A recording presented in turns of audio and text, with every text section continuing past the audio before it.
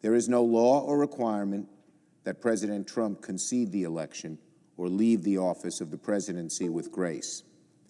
But as history prepares to write the final few sentences on the Trump presidency, it will surely note how this president and his Republican allies here in Congress treated our democracy on his way out the door. I yield the floor.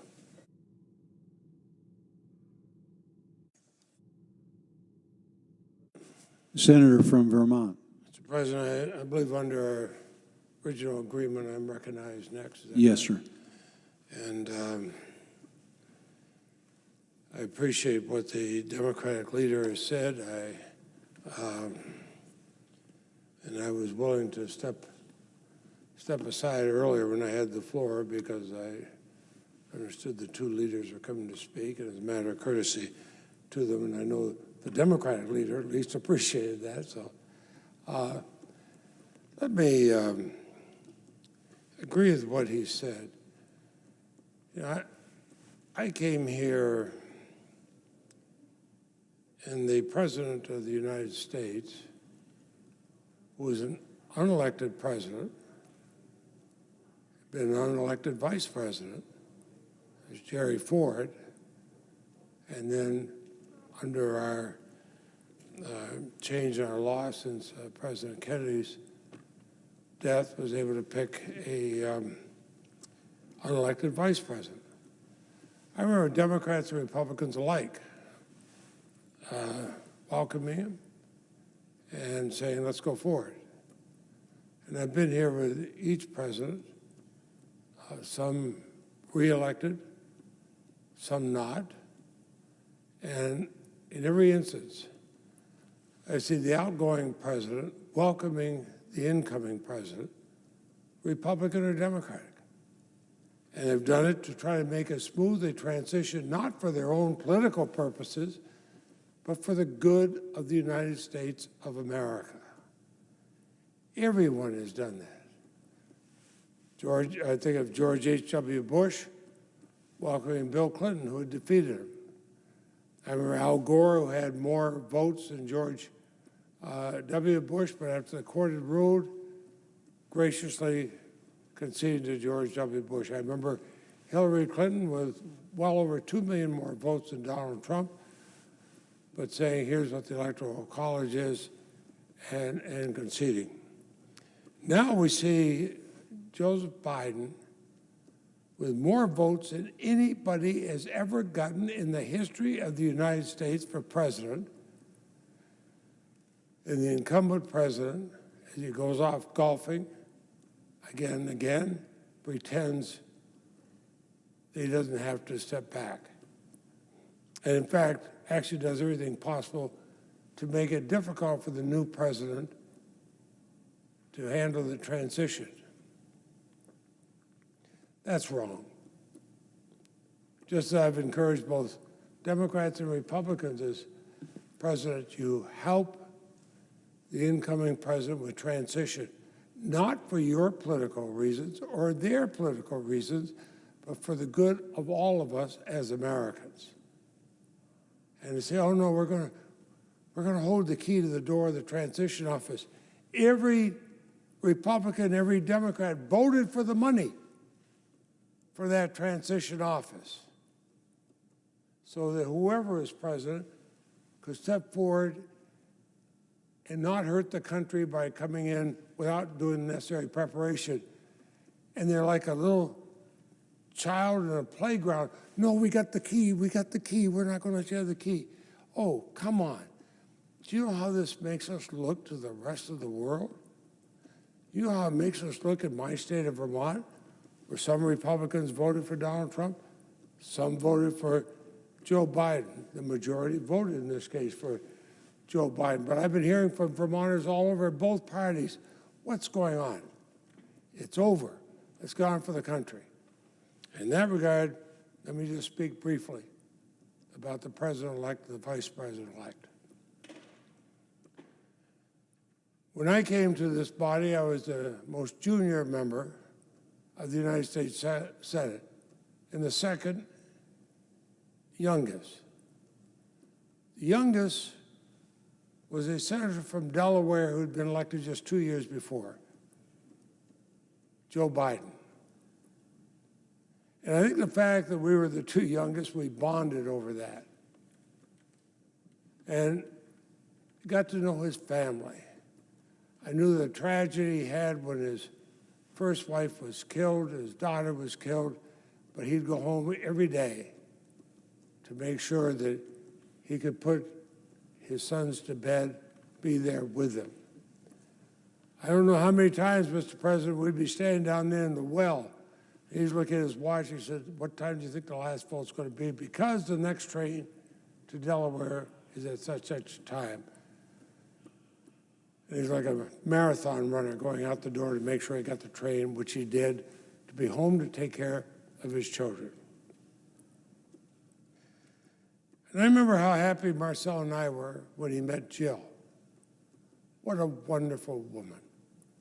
Dr. Biden was everything you'd want in a first lady in this country. We had the privilege of traveling with both of them, seeing the love and the joy they had in each other's company, the love and the joy they've shown in their children and grandchildren, and continue to. I watched Joe Biden with a sense of dignity as he ran for election to the presidency, an office he had hoped to hold, but probably thought he never would. I know that he had wanted to run 4 years ago, but it's too close to the time of losing his son, Beau. And I'd had the privilege of knowing Beau. In fact, the last time I talked to him was on one of the battlefields in Iraq where he was serving in combat for our U.S. military. I told him at that time, you know, when I get back on the plane, I'm going to call your father.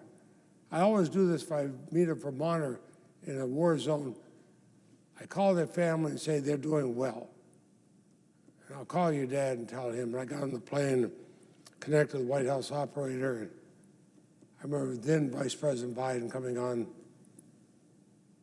laughing away. He said, "I know what you're going to say. I got an email from Beau." And I remember when Marcel and I stood there,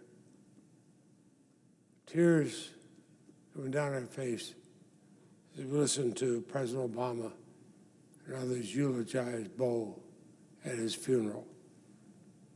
And we all felt as part of that family. And so the joy in the Leahy household when he was elected, not just a joy for the good of the country, but the joy of seeing a person who we know, love, and respect elected as president. And add to that the added advantage of Kamala Harris, one of our Senate colleagues here. I remember when Senator Harris came to the Senate, and I was so happy that she was going on Judiciary Committee because she had been such a good prosecutor, such a good attorney general. She was a woman who didn't need to have much of an orientation. She knew exactly what she was doing. We've gotten to know her and her husband and admire her so. And then when she spoke, as they accepted the fact they were president and vice president-elect, when she spoke and said how proud she was to be there with President-elect Biden, but how proud she was to speak to her background, immigrant parents, coming here, the different races shown in her background, and what she's saying to, as she said, women everywhere, but I would say also what she shows to young women, those not old enough to vote, like my granddaughters. And they can look at that and say, That shows everything is open.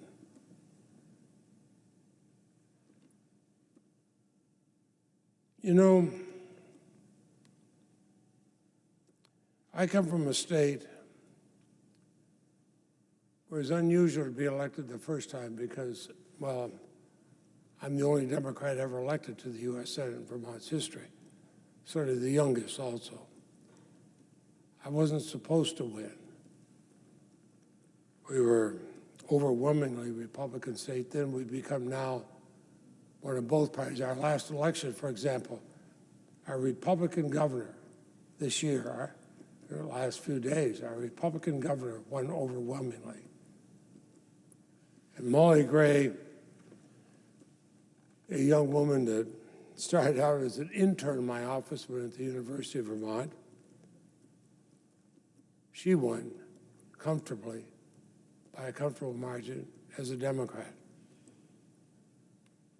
But also our Republican governor said on election day, for the good of the country, to stop the dissension, to lower the kind of rhetoric we were hearing, he was going to vote for Joseph Biden. Now, I mention that just as a microcosm in our state. But to go back to just a purely personal thing, Marcel and I prayed for that day. We were so happy to see our friends. We were so happy to know they were there. And as one who's known Joe Biden from the day I came into the Senate, and I still remember to this day him coming over to greet me on the floor and saying, "Glad to see us young people here."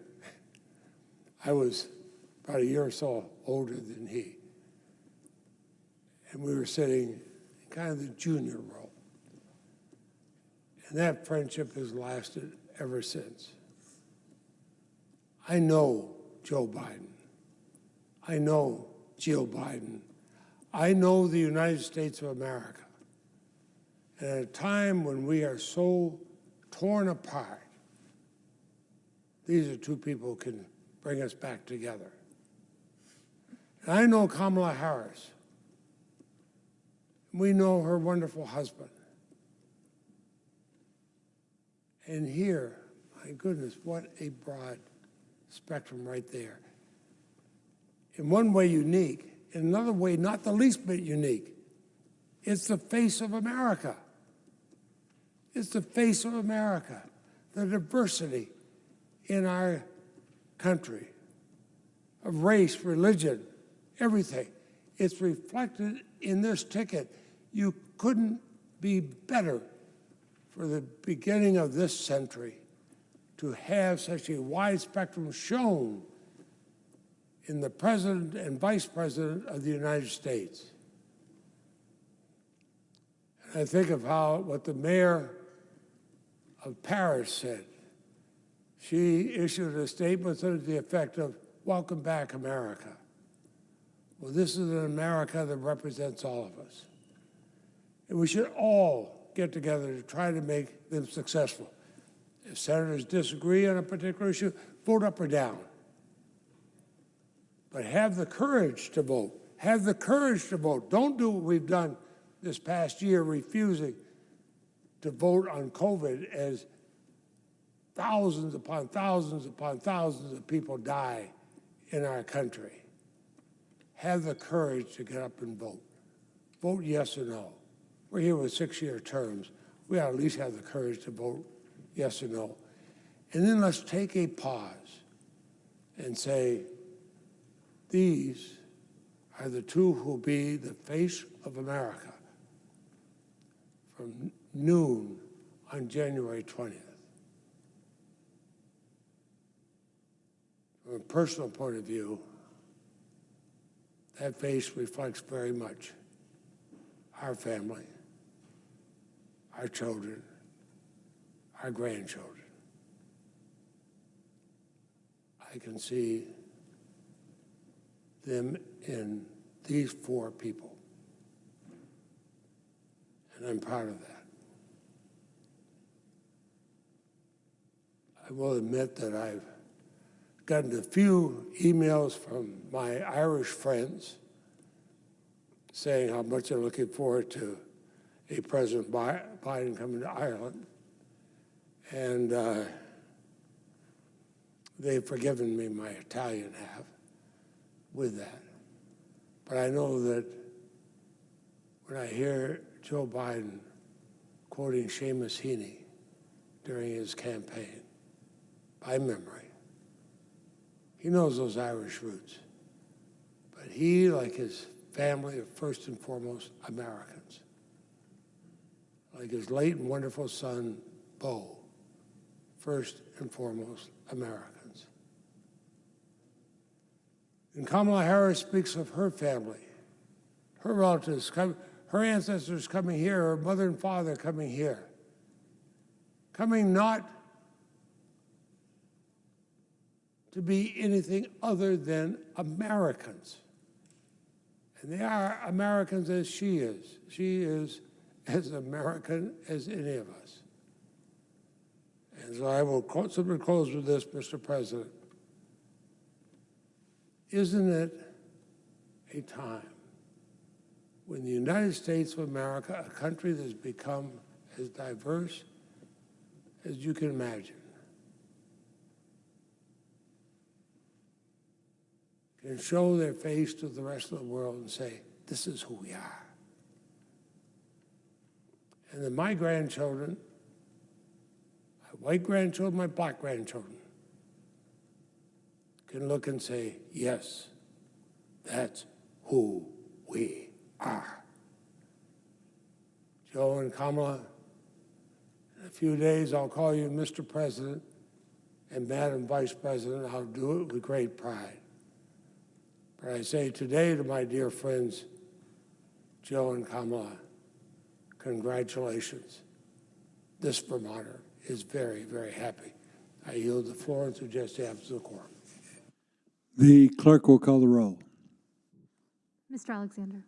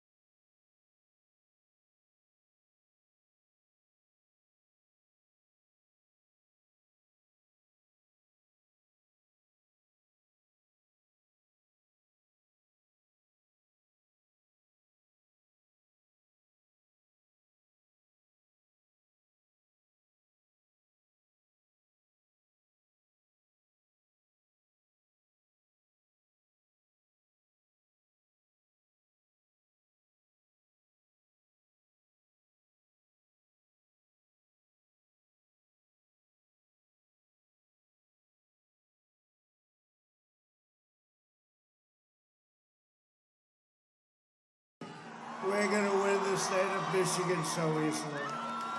We want to do it just like last time, but let's give me a little bit more margin than that, if you don't mind.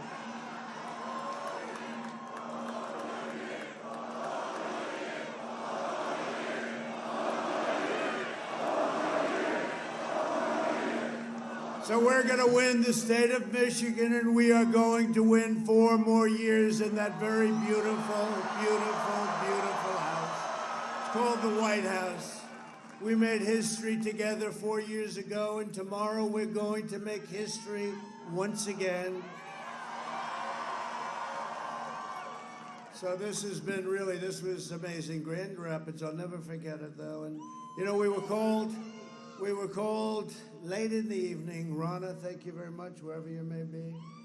She kept calling, saying, one more trip to Michigan. I'm telling you, one more trip. And then we heard Crooked Hillary was coming back because they were hearing, no, you know, Michigan hadn't been won for a long time, many, many years by a Republican. We heard that Barack Hussein Obama and Hillary and Bill was the only one that got it right. Said, you don't want to run against Trump. He said that very early. He was the only one. He's the only one that understood what was going on, actually. But they came and they wanted to be in Michigan, which was unscheduled. So I got a call from Ronna and the whole group, and they said, could you go back? We got here at 12 o'clock in the evening. I started speaking at 12:30, now election day. I'll never forget it. We had 32,000 people, almost as many as we have tonight.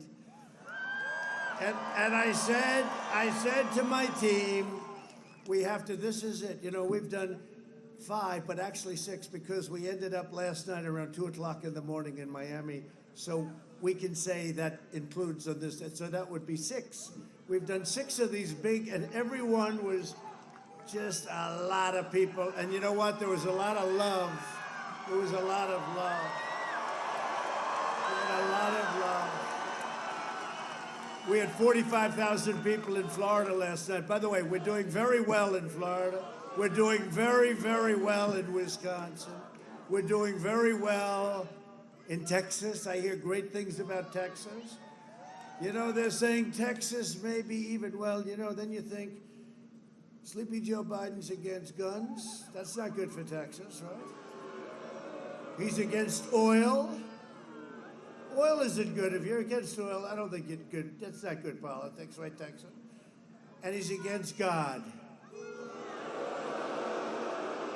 Right?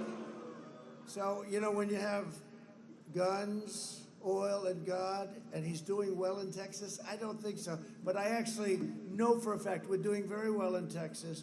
I think we're doing very well all over. I think you're going to have, I don't know if it's as much of a surprise. I don't know what's a surprise. We fulfilled everything we said we were going to fulfill, and that's why people are here.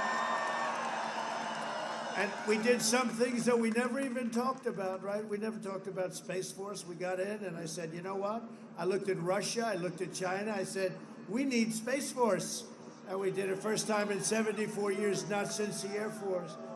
But I want to thank you all. You know, we have a great group of people here. I'd like to show our appreciation for our phenomenal Vice President, Mike Pence, and his amazing wife, Karen.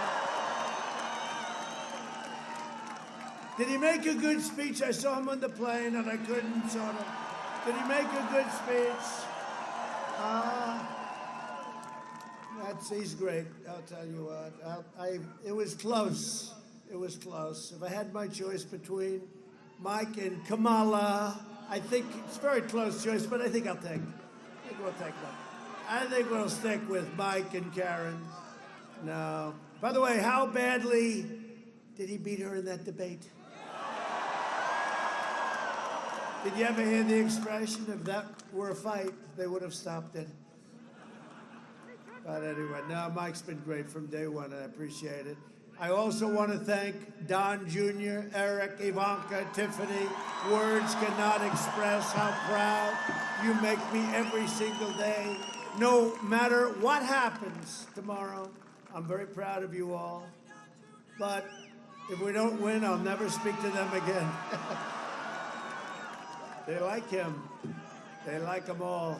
No, I'm very proud. We're very proud of you. Thank you. Look at these people. There's a lot of spirit here. A lot of spirit. Now, it's funny, though. I kept saying we have to finish off here. That we have to do it. It's just we can be a little bit superstitious, right? But you people, you've been great. You've been great. And I think we're going to have a tremendous victory in Michigan. Don't forget, 4 years ago, I said, why are so many car companies leaving? You know, you were losing everything to Mexico and to China and to, frankly, Canada, and you were losing everything. And we stopped it, and now you have many, many car plants that have already been built, are being built, renovation 17. You didn't have a deal in like 42 years or so. It was always going out. Now they're all coming in. I want to thank Prime Minister Abe of Japan. I said, Shinzo, you got to do me a favor, Shinzo. You got to build some plants. And he said, no, we are the government. We don't do that. That's up to the private sector. I said, no, Shinzo, you got to do it. You got to do it. It's not fair. You're sending too many cars and they're built in Japan. We wanted them built in Michigan. We want them built in Ohio. We want them built in South Carolina, North Carolina. We got to do it. He says, but I do not do that, Donald. And the next day they announced 5 companies are coming to Michigan. So, but he's a great guy. And he retired. He wasn't, had some difficulty with his health, but he was a great Prime Minister of Japan, and he did a great favor to Michigan and to us, to all of us.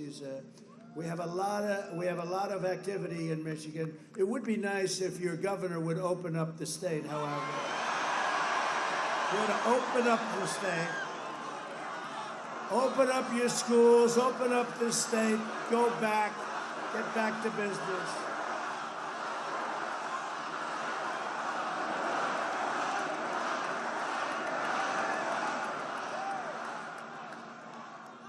The only one that's allowed to roam free is her husband. What's her husband like? Remember, that wasn't so long ago. He's allowed to do whatever he wants, but everybody else, you're not allowed to leave your house or your apartment. No, she's got to open it up. Well, they will. On November 4th, she'll announce, okay, now we're going to open. You know, they're doing that for political. They think it hurts us in the election. Actually, it helps us, okay?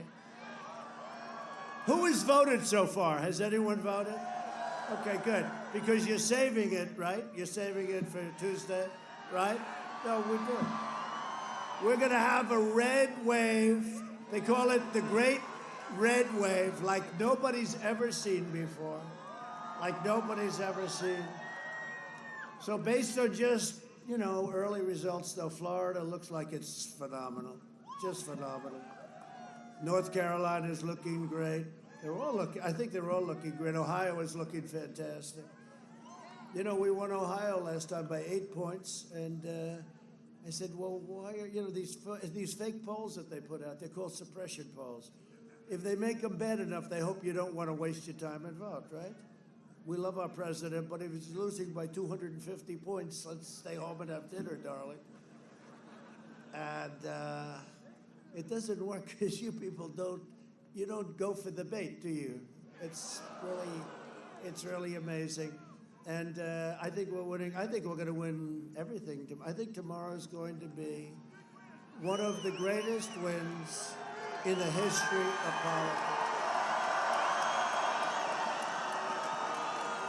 I want to give a very special thank you also to Jared Kushner, who is in the process of negotiating a little thing called peace in the Middle East. Great guy. Great guy. They like that. They like the sound. Peace in the Middle East without blood all over the sand, no blood in the sand, and no cost, just peace. Already 3 countries, UAE, a great leader, Mohammed, great leader. And 3 countries have already signed. Bahrain, it's already signed. Sudan, and we have many, many countries. How many do we have lined up? Like, it'll be more than 10. Now, what would happen if Sleepy Joe Biden had to take over the deal? You know what happens? That's the end of that deal. You can forget that deal, the sleepy one. Lara Trump, thank you, Lara. What a job you do. What a job you do. You know, Lara's a specialist on a place called North Carolina, I will tell you. She lived there and she grew up there and they love her there. And Pennsylvania, that extends to Pennsylvania next door. And you said they were doing phenomenally there, right? So I think that's right. She said win. I think they're both wins, big wins. We've got to be careful, though, because the Pennsylvania deal with that decision, oh, you can count the ballots later on and count them whatever you'd like. No, we have to be very, very careful with that. That causes a lot of problems. I want to thank Kimberly Guilfoyle. Kimberly is fantastic from day one. I'd watch her on the 5, and she always liked me right from the beginning, so I always liked her. If they don't like me, I never like them. It's funny the way that works. But she was their big star, and she did great, and thank you very much, Kimberly. I appreciate it very much. And Tiffany, thank you for the job you do. She goes around from place to place. She just graduated from law school. She just graduated from Georgetown. She did a great job. Thank you, honey. Thank you very much. Great job. And Michael, thank you very much. Thank you very much.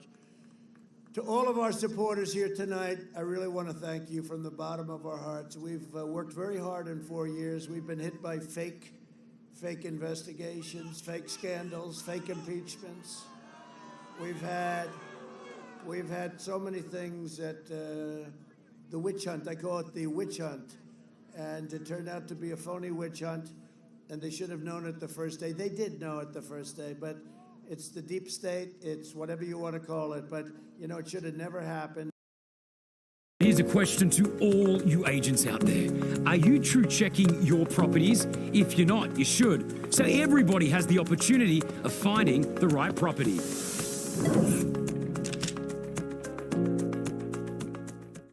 And think of it. They spied on our campaign. They got caught. They tried to take down a duly elected president of the United States. They got caught. And you know who knew all about it? Barack Hussein Obama and Sleepy Joe Biden. They knew all about it. They knew all about it. And then I watched the fake news back there. Look at all of them. Look at all of the fake news. Isn't that nice? It's a lot of fake news.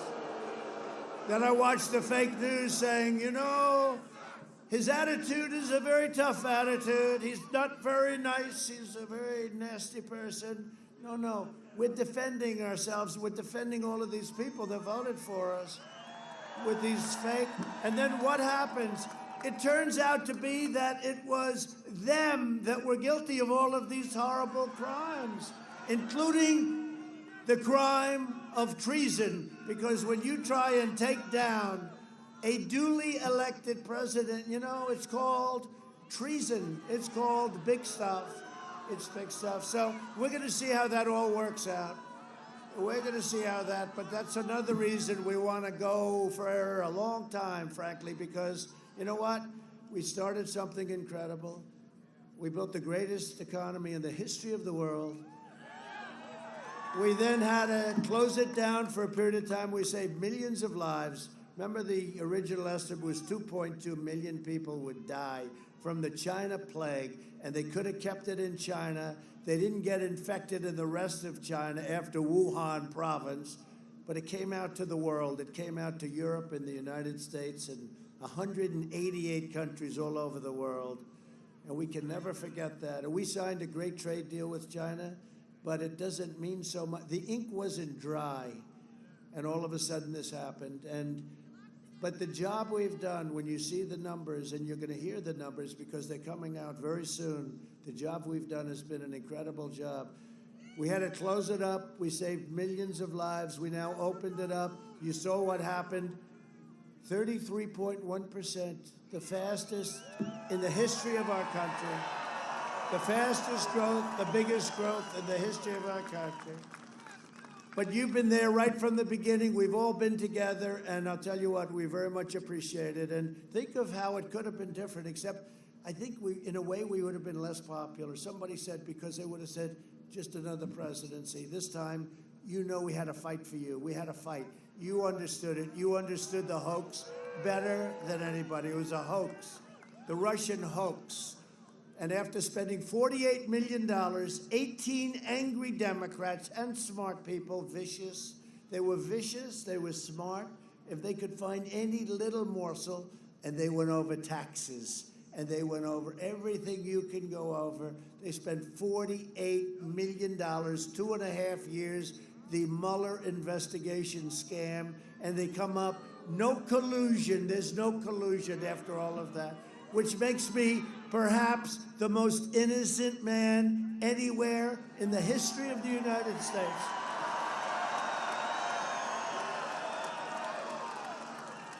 Now, a friend of mine called me up, very smart guy. He said, I can't imagine anybody could go through 2.5 years, $48 million, 18 killers, some of whom worked for Hillary Clinton, right? Crooked Hillary.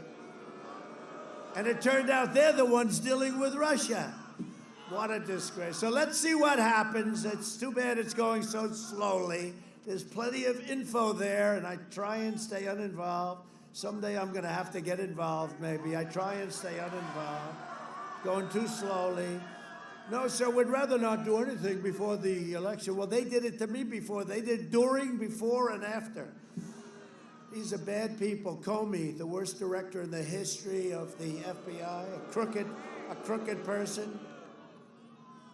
Did you leak, remember, Chuck Grassley? Did you leak the information to the newspapers? He choked when he heard Chuck Grassley from Iowa, great gentleman. He looked at that guy, he said, did you leak? And he said, yes, he choked. You know, the guy choked like a dog, Comey. He leaked, he lied, he did a lot of things. You saw the report by Inspector General Horowitz, who, by the way, did a great report. That was a great report, Inspector General Horowitz, and I appreciate it. But you saw that on Comey. Comey should hang his head in disgrace. But we had to go through all this stuff. Think if we didn't have any of it. We probably wouldn't have done as well. You know, it's true. We might not have done as well. And we might not have these massive crowds because you saw what was happening. You got it. We might not have had. So I just want to tell you, we appreciate you so much. We really do. We appreciate you so much. And now we have to build on what we've done. Nobody has done what we've done. No administration has done. Thank you. Wow, I love you too. I love you too. Thank you very much. Thank you. It's really nice. You know, in the history of politics, nobody's ever heard that expression before. It's true. Look, Ronald Reagan, we like Ronald Reagan, right? But nobody ever said, we love you, we love you. Nobody's ever heard it before. Nobody's ever heard it before. It's an expression, true. You know, they were covering it the other night. They're looking back, oh, they want to find it so badly. They want to find somebody so badly. But it's never been said before, to the best of anyone's knowledge, and we appreciate it. I'll tell you what, when you hear that, I had a nice life. I had the greatest life. But you know what? I'm so happy. This was the greatest decision I ever made because we have done so much good together. We've done it together. We couldn't have done it without you. And we've done so much, from the biggest tax cuts in history to regulation cuts, the biggest ever. We have cut regulations at a level that nobody believed. It would take 18 to 20 years to get a highway approved. We have it down to 2. It'll soon be down to 1. And it may not get approved. It may be an environmental problem. It may be a safety problem. But it shouldn't take 20 years. It shouldn't take 19 years, 1 to 21 years. And by the time you get it approved, it's, first of all, you start off as a young man on a highway project, and you end up in retirement, and then you get a rejection. We rejected 3 to 2, some board somewhere. No, we've done a great job, and we've rebuilt our military. We just got a 91% approval from our veterans. The veterans just gave us a 91% approval, highest we've ever got. With your vote, we will continue to cut your taxes, cut regulations, support our police, support our great military, protect your Second Amendment, which is gone if Sleepy Joe Biden gets. Defend religious liberty and ensure more products are proudly made with that beautiful, beautiful phrase, right? made in the USA. Next year we will be, and I mean this, I think we have such a foundation. This group over here, they're an activist group. Thank you very much. Thank you, fellas.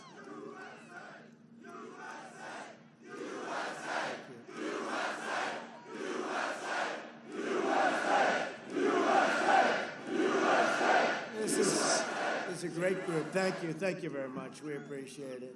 Next year will be the greatest economic year in the history of our country. So you had last year was the best year you ever had. Before that was the best year. You had 3 of them with me, and then we got hit with the plague, and then we went back to work. Under my leadership, our economy is now growing at the fastest rate ever recorded, 33.1% last week. And if you look at the auto business, I don't know what's going on. It's at a level that it's never been at. What is that all about? What is that all about? You wouldn't think, and this is during a pandemic. We're rounding the turn, by the way. They hate it when I say it, but we're rounding the turn. You know, they used to say, look at the way Europe's doing. Well, take a look at Europe, take a look.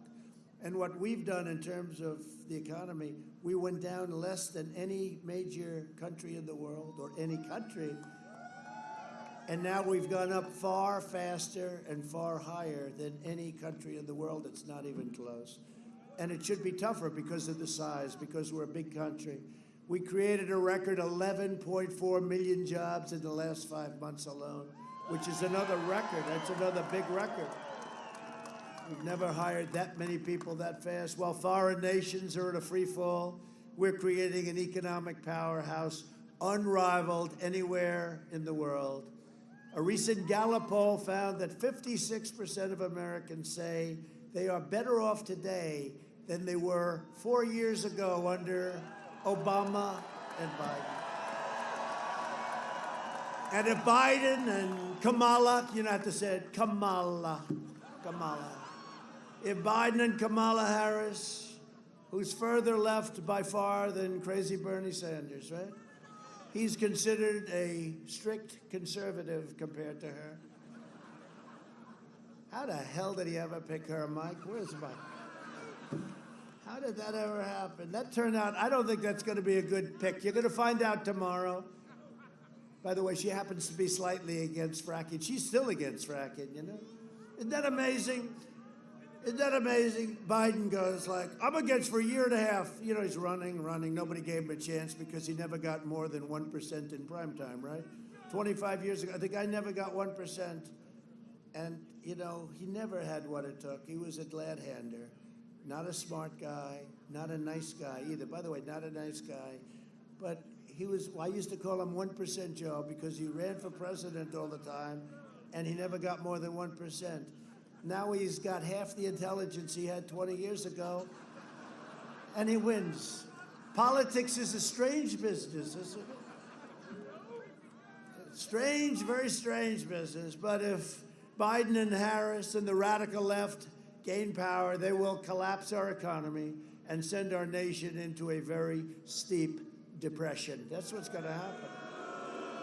This is the only man that I've ever seen run for office on the fact that he wants to give you the largest tax increase in the history of our country. No, that's his speech. He doesn't. The good news is he has no idea what the hell he's saying. So he goes up. Here's his line. Ladies and gentlemen, we are going to give you the biggest tax increase in the history of our country.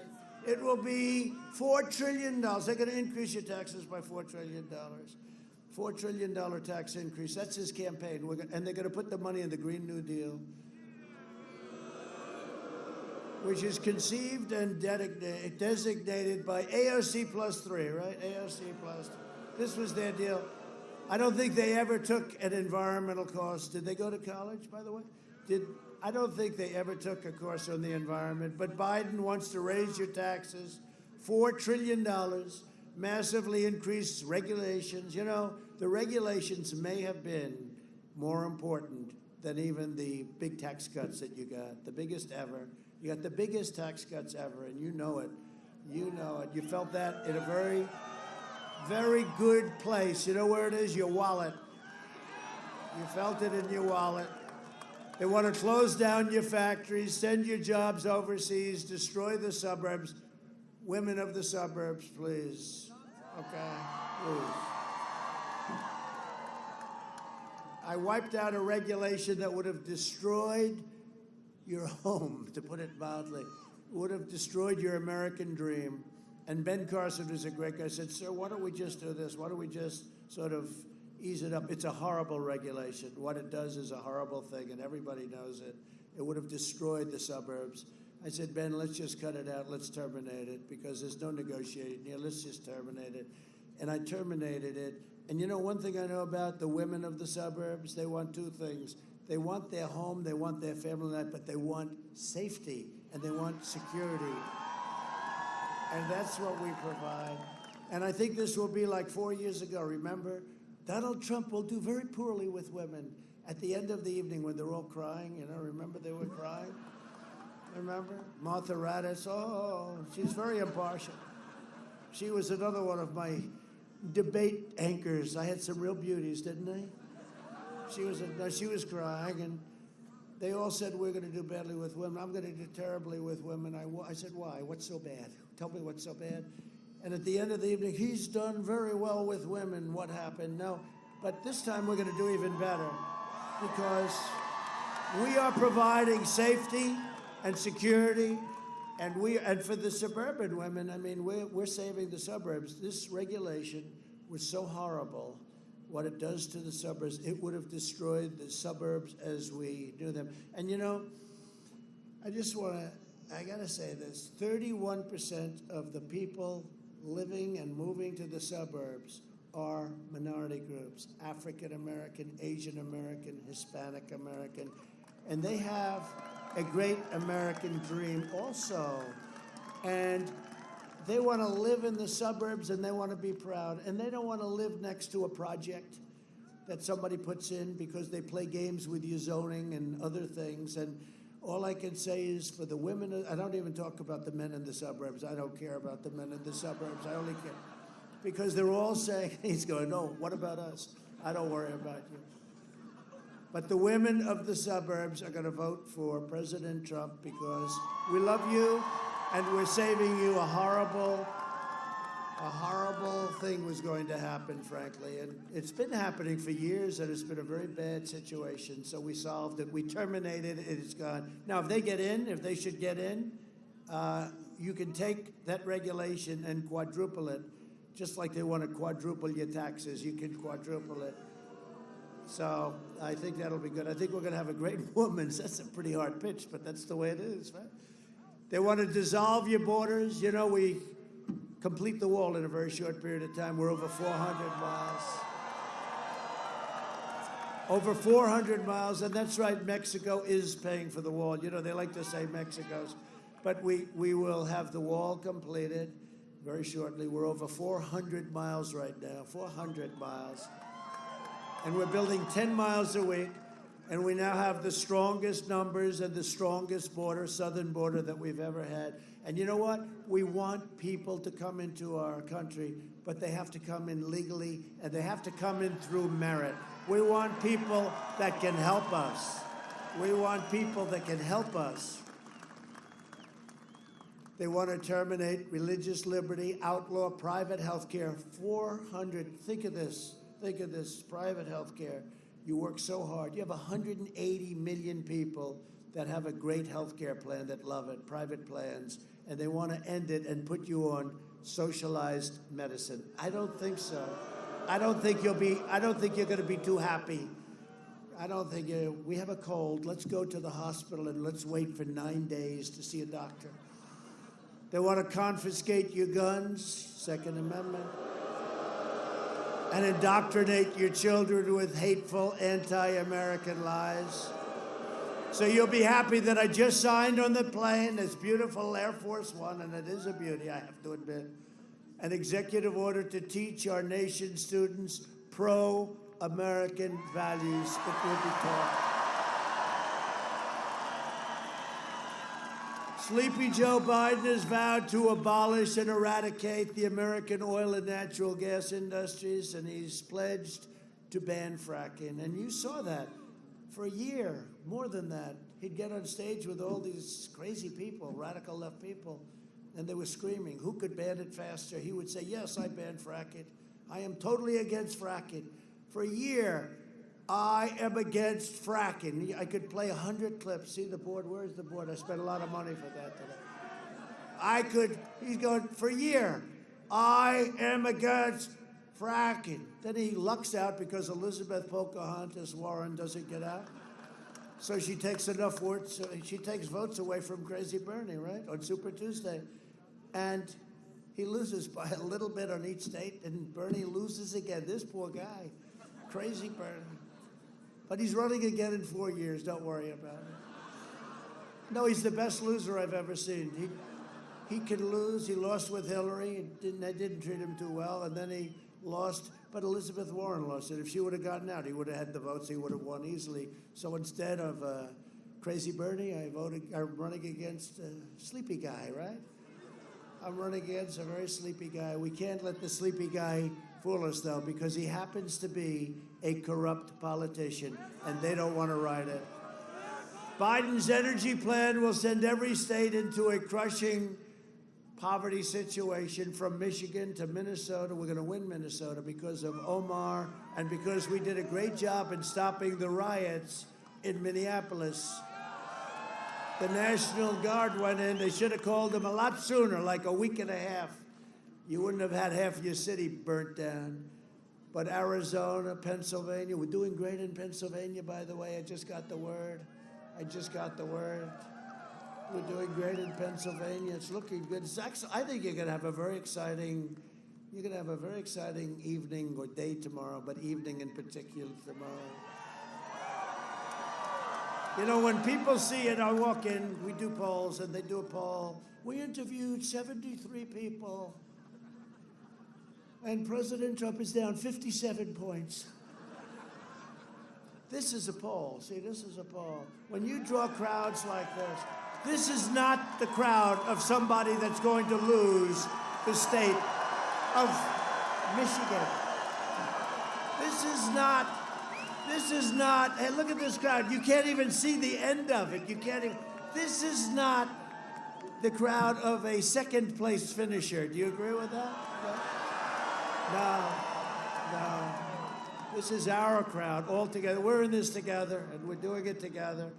As long as I'm president, we will remain the #1 producer of oil and natural gas anywhere on this planet. And for the first time, we are energy independent. You never heard that term before. We're energy independent, and you know, we have very good relationships in different parts of the world, and some we help. We don't have to, though. Now we don't have to we do what we want. But we have some very good allies and partners that will help them. But we don't need their oil anymore. We have so much oil. We have more oil than anybody, okay? And it's an incredible thing that it's happened over the last few years, a lot of great things, and you're paying, what, $2 a gallon for your gasoline? That's okay. You know what that's like? That's like a tax cut. That's bigger than a tax cut. If Biden got in, you'd be paying $7, $8, $9. Then they say, get rid of your car. We're going to build some more windmills, kill all the birds. Joe Biden is a globalist who spent 47 years outsourcing your jobs, opening your borders, and sacrificing American blood and treasure in endless foreign wars in countries that most of you have never even heard of, okay?